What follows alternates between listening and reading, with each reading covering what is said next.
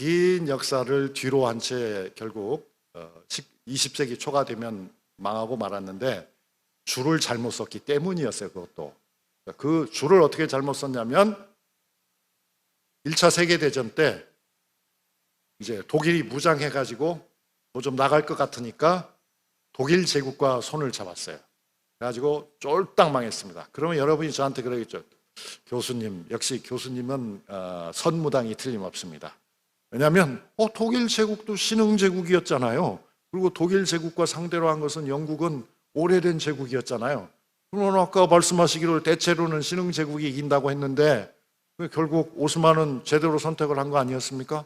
그러나 보기 좋게 실패했잖아요. 그러니까 교수님의 설명은 엉터리 그렇게 얘기하시겠죠. 근데 그거는 이제 주변 상황을 잘 봐야 될 것 같습니다. 왜냐하면 독일이라는 나라는 신흥 제국이기도 했지만은 신흥 제국이면 무조건 이기는 건 아니잖아요. 왜냐하면 사방에 적이 잔뜩 쌓여 있는데 독일 하나의 힘으로 그게 될 수는 없었잖아요. 이제 그런 것들을 잘 헤아려야 되는데 중국은 한 나라가 아니라는 점을 우리가 생각할 필요가 있습니다. 제가 중국 편을 들자 이런 이야기를 하는 것이 아닙니다. 절대로 어느 정도의 중립성, 우리가 어느 정도의 독립성을 확보하지 않으면 안 된다는 이야기를 하고 있는 겁니다. 결국 독일 제국이 망하고 독일에서는 여러분이 잘 아시는 것처럼 바이마르 공화국이 들어서면서 한편으로는 대단한 혼란에 빠지고 다른 한편으로는 또 어느 정도는 민주적인 개혁이 일어나기도 합니다. 터키에도 역시 이제 수백 년을 이끌어온 오스만의 군주 정치죠. 황제의 정치가 끝나고 터키 공화국이 등장해요. 그때 이제 중요한 인물이 바로 누구냐면 우리가 어린이들도 지금 아마 세계 유인전에서 읽을 것 같습니다. 케말 파샤라고 하는 그런 인물이 있잖아요. 그러니까 공화국 터키를 만든 중심 인물이죠. 그러면서 이 터키가 이슬람 제국 중에서는 이슬람의 여러 국가들 중에서는 좀 독특한 위상을 만들어냅니다.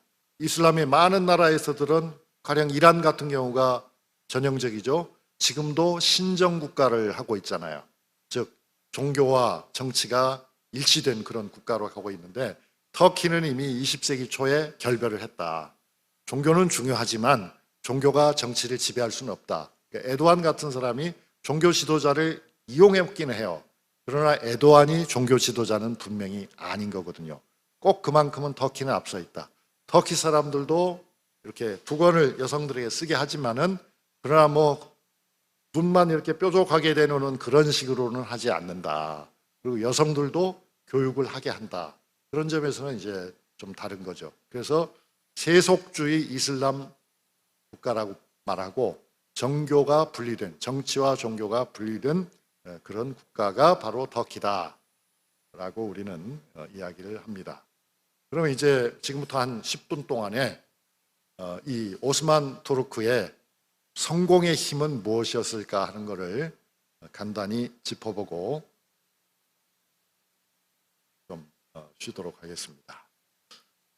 중요한 것은 이 성공을 시켰을 때는, 그러니까 나라가 잘 나갔을 때에는 인물이 있는 거예요. 인물이.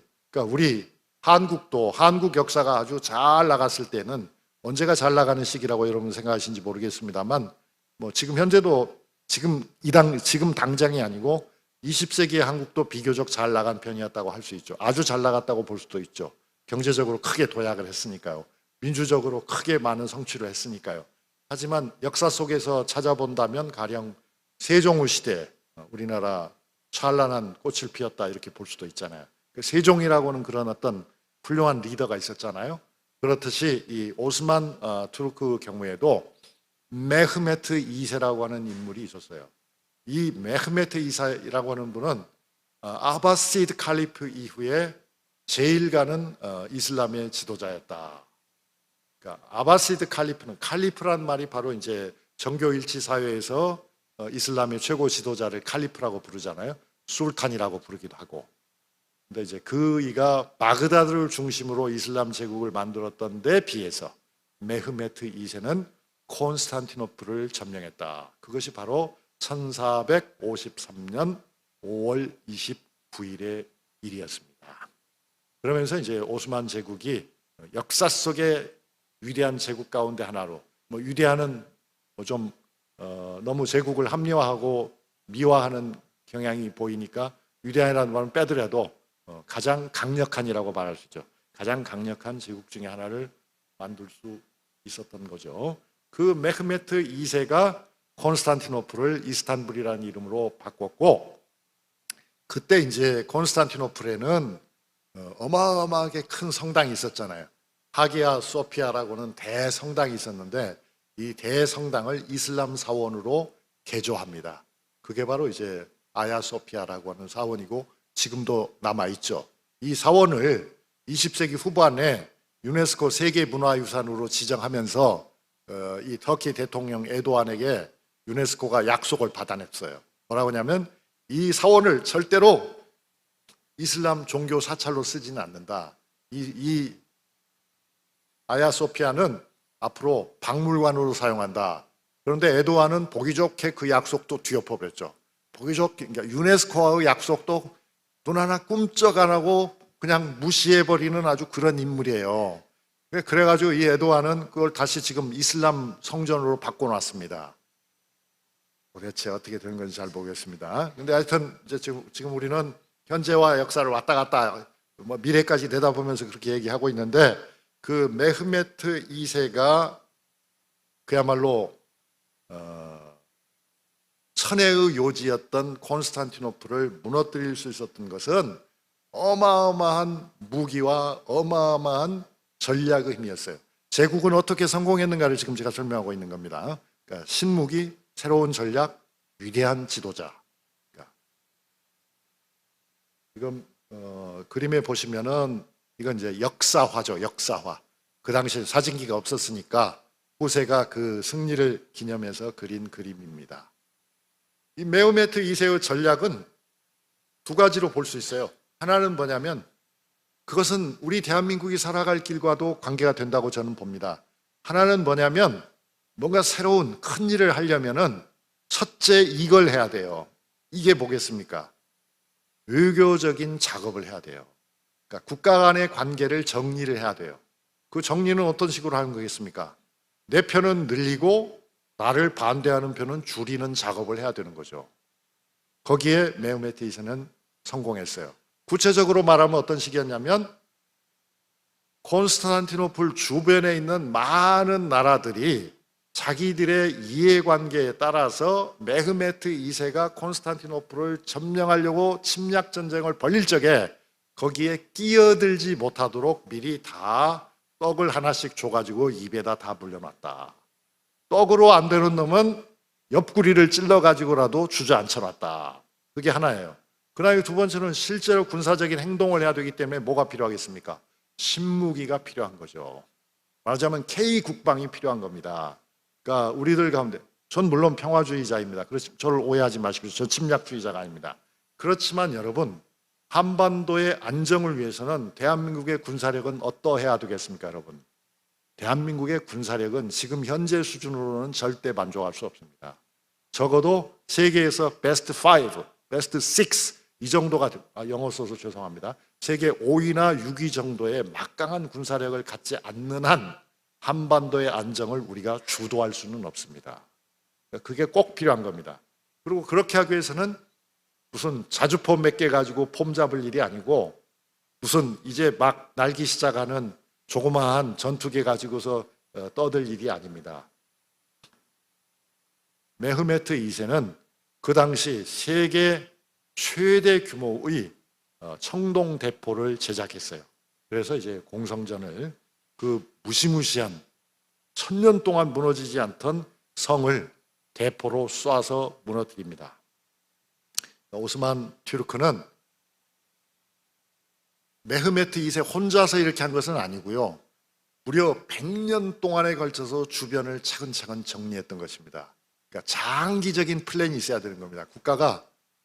어느 국가가 특별한 목적을 달성하기 위해서는 장기적인 목적을 가지고 일관성 있게 전략을 추진해야 되는데, 대한민국을 보면, 우리 여러분과 저의 사랑하는 조국을 보면 일관성 있는 목표가 없어요.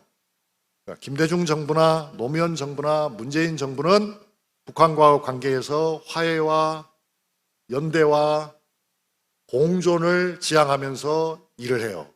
그런데 중간중간에 끼어드는 어떤 다른 정부가 있어요. 그런 다른 정부는 항상 앞에 정부가 했던 것을 완전히 무력화시키고 완전히 미국과 일본의 시종 노릇을 자처하는 그런 역할을 해요. 그렇게 세월이 흘러가면 1000년이 가도 한반도는 불안합니다. 1000년이 아니라 2000년이 가도 통일은 이루어질 수 없습니다. 그러니까 뚜렷한 목표를 가지고 정당에 관계없이 일관되게 가야 된다. 그걸 제가 독일에 살면서, 독일에서 제가 공부해서 박사도 했고 또 박사학위를 받은 다음에는 10년씩이나 독일에서 대학 선생을 했는데, 그때 제가 관찰을 한 바 뭐냐면, 독일에서도 빌리 브란트가 처음에 이 동독과 화해를 모색했었던 그 단계에서는 보수적인 정당에서는 되게 반대했어요. 우리나라의 어떤 당과 비슷하게 그런 화해를 방해하고 시계를 거꾸로 돌리는 작업을 했어요. 그러나 시간이 약간 지난 다음에는 독일은 보수 정당이든 약간 진보 정당이든 정당이 다른 그런 양대 정당이 있잖아요. 삼인당과 기민당. 그런데 그들이 다 공동의 목표를 가지고 변함없이 수십 년 동안을 밀고 나갔습니다. 그 결과 결국은 통일을 할 수 있었던 거죠. 100년 동안 정리 작업을 했다. 아까 이제 취수 시설이 있었다는 얘기는 했고요. 그리고 이제 기적의 청동 대포를 만듭니다. 오늘날 역사가들 중에는 이 대포 역할에 대해서 너무 지나치게 과장하지 말라 하는 그런 학자들도 있기는 합니다만, 사실 이 대포는 엄청난 거였어요. 헝가리의 기술자인 우르바니, 그러니까 남의 나라 기술자를 데려다가 제작을 했는데, 직경이 60cm, 직경이 60cm면 이렇게 큰 돌이죠. 이렇게 큰 사석포란 말은 돌 포알입니다. 그 포탄이 쇠가 아니고 바위덩어리예요. 그거를 53일 동안 날마다 100발씩 발사를 했어요. 그래가지고 결국은 성을 무너뜨립니다. 네, 그림에서 보시는 것처럼 이 사석포에 대해서는 많이 나오는데 약 70개의 어마어마한 청동 대포를 가지고 번갈아 가면서 뻥뻥뻥 쏜 겁니다. 그러니까 결국은 성이 무너지게 되고 메흐메트 2세가 그 자신의 군사를 거느리고 성 안으로 들어가는데요. 그때 아주 기가 막힌 작전이 있었어요. 기가 막힌 작전이. 그게 바로 뭐였냐면, 육군의 공격만으로는 이 성을 쉽게 무너뜨릴 수 없었어요.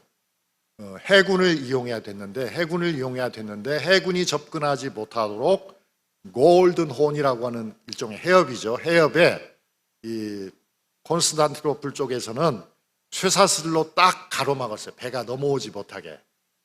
그러자 이 메흐메트 2세는 이미 그걸 전략적으로 고려했죠. 그렇게 나올 수도 있다. 그럴 때는 어떻게 한다라고 했냐면, 배를 육지를 통해서 이동시켜요. 그러니까 레일을 깔아가지고 기름칠을 해서 배를 밀어요. 배를 밀어서 쇠사슬 친 부분을 둘러가지고 넘어가 버립니다. 넘어가서 결국은 콘스탄티노플을 지키는 사람들이 상상도 할 수 없었던 일이 일어난 거죠. 어마어마한 대포와 어마어마한 전함들이 양쪽에서 공격을 해오는 그런 상황이 벌어진다. 그러면서 이제 메흐메트 2세는 콘스탄티노플을 점령한 다음에 시간이 이제 거의 다 됐습니다만 사흘 동안을 약탈을 합니다. 어마어마한 참상이 벌어졌죠. 그러니까 이제 이 전략은 지금 자세히 설명할 겨를이 없습니다만, 지금 사진에 보이는 것이 바로 그 사석포였습니다. 그러니까 이제 하루에 100방씩을 빵빵빵빵 쐈던 69개, 약 70개의 대포 가운데 하나인 거죠. 그래서 무찔렀다. 그러면서 이제 유럽에서는 콘스탄티노플에서 많은 사람들이 이탈리아로, 많은 고전학자, 많은 예술가, 많은 과학자들이 이탈리아로 피난을 하게 돼요. 그것이 이제 유럽 르네상스의 시작이 되고, 결과적으로는 중세를 몰락으로 이끄는 계기가 되고, 이스탄불에서는 황금기가 열렸다. 자,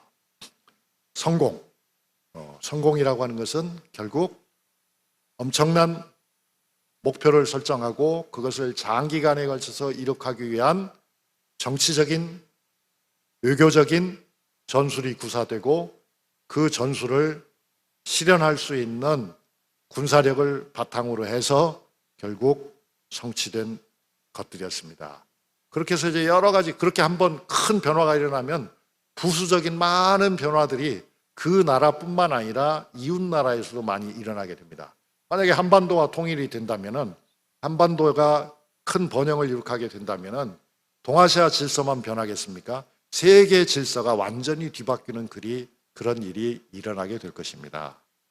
그게 이제 유럽의 경우에는 콘스탄티노플 점령으로 대항해 시대가 나타나기도 하고요.